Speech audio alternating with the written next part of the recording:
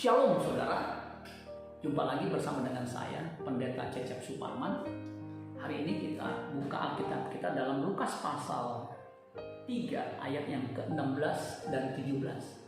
Lukas pasal 3 ayat 16 dan 17. Yohanes menjawab dan berkata kepada semua orang itu, "Aku membaptis kamu dengan air." Makanya Yohanes membaptis dengan air. Yohanes disebut Yohanes Pembaptis. Tetapi ia yang dimaksud di sini Yesus, yang lebih berkuasa daripadaku akan datang dan membuka tali kasutnya pun aku tidak layak. Luar biasa ya. Ia akan membaptis kamu dengan Roh Kudus dan dengan api. Nah, saudara, luar biasa. Kalau Yohanes Pembaptis, dia mengatakan membaptis dengan air. Tetapi ia, Yesus, yang akan datang, yang lebih berkuasa daripadanya, ia akan membaptis dengan Roh Kudus dan dengan api. Ayat 17. Alat penampi sudah di tangannya untuk membersihkan tempat pengirikannya dan untuk mengumpulkan gandumnya ke dalam lubungnya. Tetapi debu jerami itu akan dibakarnya dalam api dan dalam api yang tidak terpadamkan. Nah, saudara-saudara sekalian, bicara soal baptisan Roh Kudus, kita harus mengerti esensi dari baptisan Roh Kudus itu. Baptisan Roh Kudus itu adalah janji Bapa dan juga dikerjakan atau yang dikatakan oleh Tuhan Yesus. Nubuat bahwa akan ada baptisan Roh Kudus itu sudah dibuatkan di Perjanjian Lama. Bahkan sebelum Roh Kudus dicurahkan, Alkitab mengatakan bahwa Tuhan Yesus memerintahkan untuk murid-murid jangan meninggalkan Yerusalem, tetap bersekutu, berkumpul, karena akan menerima janji Bapa. Janji Bapa itu apa? Baptisan Roh Kudus, pencurahan Roh Kudus. Nah, saudara, janji baptisan Roh Kudus ini digenapi di dalam Kisah Para Rasul 2 ayat 1-4, di mana Roh Kudus dicurahkan. Dan janji baptisan Roh Kudus atau pencurahan Roh Kudus ini bukan hanya untuk 120 murid, tetapi juga untuk kita semua orang percaya. Itu dikatakan di dalam Kisah Para Rasul 2 ayat yang ke-39, ketika Petrus berkhotbah, ya, setelah Petrus penuh Roh Kudus, Petrus khotbah. Nah, salah satu isi khotbahnya dikatakan di ayat 2 dari Kisah Para Rasul 39, "Sebab bagi kamulah janji itu dan bagi anak-anakmu." Janji itu apa? Janji pencurahan Roh Kudus, baptisan Roh Kudus. Dan bagi anak-anakmu dan bagi orang yang masih jauh, yaitu sebanyak yang akan dipanggil oleh Tuhan Allah kita. Nah, saudara, jadi janji baptisan Roh Kudus itu sudah digenapi di Kisah Para Rasul 2 ayat 1-4. Dan janji itu terus-menerus berlaku buat kita semua. Nah, kalau kita mempelajari tentang baptisan Roh Kudus, tidak terlepas dengan baptisan selam dengan air seperti yang dilakukan oleh Yohanes Pembaptis. Kalau baptisan air artinya dicelupkan atau dibenamkan ke dalam air. Biasanya saya sebagai pendeta itu membaptis orang dengan rumusan dalam nama Bapa, Anak dan Roh Kudus aku membaptis engkau. Nah, ketika dicelupkan itu 2-5 detik dalam nama Bapa, Anak dan Roh Kudus. Ditenggelamkan 2-5 detik. Ya. Kalau lebih daripada itu, misalnya sampai 7 menit, meninggal dia, saudara. Ya. Nah, tetapi dibaptis Roh Kudus itu dibenamkan di dalam persekutuan dengan Roh Kudus seumur hidup. Ini sama-sama dibaptis. Kalau dibaptis air ditenggelamkan sesaat, tetapi kalau dibaptis Roh Kudus seumur hidup, ditenggelamkan dalam persekutuan dengan Roh Kudus seumur hidup.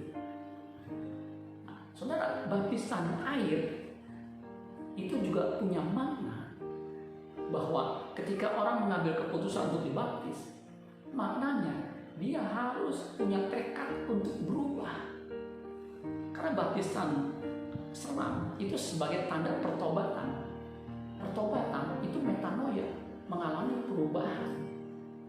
perubahan ke arah yang lebih baik, mengalami transformasi, bukan hanya mengalami transinformasi, tetapi transformasi, mengalami perubahan, metamorfose, perubahan kodrat. Nah sama, dibaptis Roh Kudus, orang itu ditenggelamkan dalam kehidupan bersekutu dengan Allah di dalam atau melalui Roh Kudus. Jadi ketika orang menerima Yesus, itu sama dengan menerima Roh Kudus. Dia meteraikan Roh Kudus. Tubuhnya menjadi baik Roh Kudus. 1 Korintus 16 ayat yang ke-19. Nah, maksud dan tujuan Roh Kudus, baptisan Roh Kudus, maksud dan tujuannya apa? Agar orang percaya menjadi manusia baru yang berstandar Allah sendiri. Standarnya siapa? Anak Allah, Yesus Kristus. Jadi arti, makna, tujuan baptisan Roh Kudus agar orang percaya itu menjadi manusia baru yang standarnya Yesus Kristus. Baptisan pertobatan atau baptisan selam itu ternyata jadi punya kesejajaran dengan baptisan Roh Kudus. Sama-sama ditenggelamkan dalam persekutuan. Kalau baptisan air ditenggelamkan dalam air, kalau baptisan Roh Kudus ditenggelamkan dalam Roh Kudus. Sama-sama punya tujuan, yaitu pertobatan, yaitu perubahan. Di kesempatan yang lalu, saya pernah berkata, ketika Yohanes membaptis, banyak orang yang datang. Yang datang itu adalah ahli-ahli Taurat dan orang Farisi, orang Saduki. Yohanes berkata, engkau ular beludak. Bayangin saudara sekalian, Yohanes keras sekali berkata kepada ahli Taurat dan orang Farisi itu, engkau ular beludak. Artinya, kalau orang mau dibaptis, harus mau berubah, jangan menjadi ular beludak terus.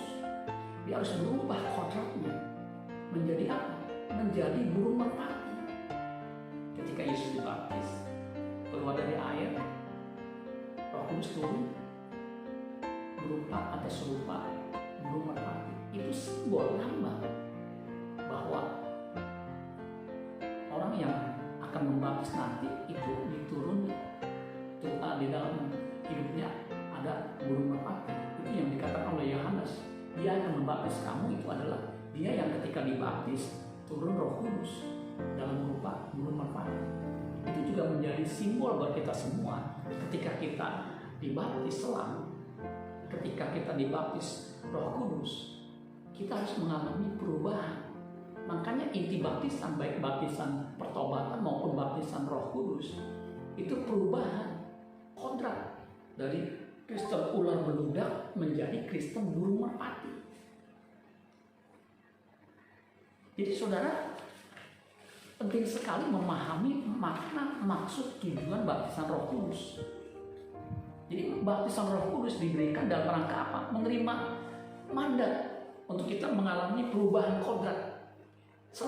Selain perubahan kodrat, perubahan hidup kita ke arah yang baik, yang menghasilkan buah pertobatan dan buah Roh Kudus, kita juga menerima mandat untuk apa? Menjadi saksi dimanapun kita berada. Karena Tuhan Yesus berkata di Kisah 1 ayat 8, tetapi kamu akan terima kuasa kalau Roh Kudus turun ke atas kamu, dan kamu akan menjadi saksiku di Yerusalem dan seluruh Yudea dan Samaria dan sampai ke ujung bumi. Jadi mau nggak mau saudara sekalian, orang yang menjadi saksi dia sendiri harus mengalami perubahan. Kalau saksi tidak mengalami perubahan, itu melecehkan Tuhan, malah menjadi batu sandungan. Orang akan melihat lu Kristen, tapi kelakuan lu seperti itu, akan dilecehkan, nggak efektif. Makanya kita butuh baptisan Roh Kudus untuk apa? Memberdayakan kita, untuk kita dipenuhi Roh Kudus sehingga hidup kita selaras dengan kehendaknya. Jadi baptisan Roh Kudus dan baptisan pertobatan itu sama-sama punya tujuan menghasilkan buah. Pendek kata, inti baptisan Roh Kudus adalah kehidupan yang terus-menerus diubahkan oleh pekerjaan Roh Kudus. Jadi terus menerus, bukan hanya orang itu berbahasa roh. Kalau hanya berbahasa roh tetapi hidupnya tidak berubah, itu menjadi batu sandungan. Baiknya ketika kita dibaptis Roh Kudus, bukan hanya kita pandai bisa berbahasa roh, tetapi kita mengalami perubahan. Kehidupan kita total berubah. Karena itu tujuan baptisan Roh Kudus, perubahan. Kalau air itu membersihkan, dulu kita belajar apa gunanya air, itu membersihkan, mencuci. Ada barang-barang yang kotor, piring yang kotor, itu dicuci dengan air supaya bersih. Nah, kalau api memurnikan. Tadi dikatakan oleh Yohanes, dia yang akan datang kemudian daripadaku, dia akan membaptis dengan Roh Kudus dan dengan api. Api di sini bukan api penderitaan, tetapi api Roh Kudus. Kalau air membersihkan, api itu memurnikan. Makanya orang mengalami baptisan Roh Kudus, kadar hidupnya itu berubah, lebih mulia, lebih agung, lebih luhur. Karena untuk menjadi orang yang agung dan luhur itu tidak mudah. Kita bisa pura-pura, saudara.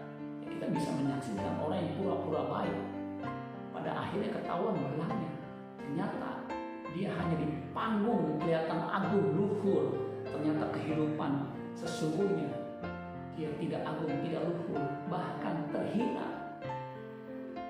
Ada orang yang memang di panggung luar biasa, mengajarkan kebijaksanaan, memotivasi orang, tetapi di luar panggung kehidupannya terhina. Kita enggak, saudara sekalian. Orang yang dibaptis Roh Kudus, hidupnya akan dimurnikan seperti emas. Itu menjadi emas yang murni.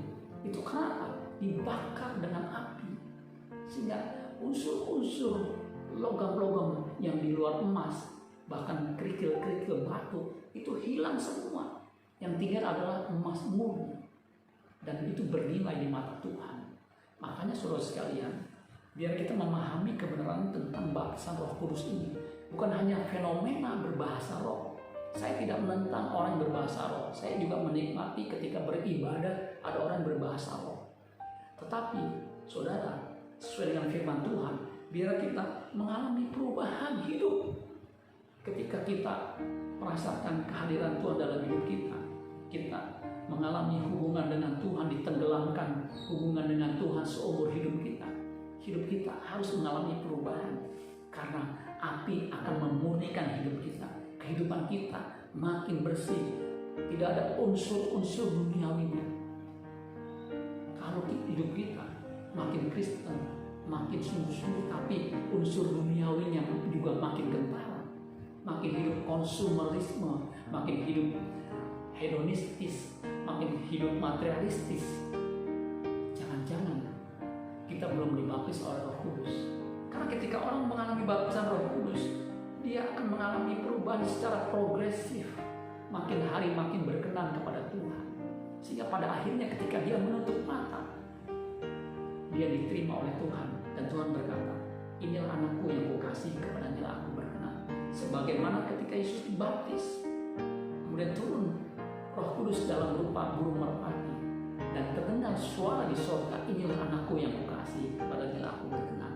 Demikian juga dengan kita, ketika kita dibaptis dengan baptisan pertobatan, ditenggelamkan dengan air yang maknanya kita dibersihkan, kemudian kita dimeteraikan oleh Roh Kudus, mengalami baptisan Roh Kudus yang ditandai dengan hidup kita makin dimurnikan, sehingga ketika kita menutup mata di akhir hidup kita, terdengar kalimat dari Bapa di surga, inilah anakku yang kukasihi, kepadanya aku berkenan.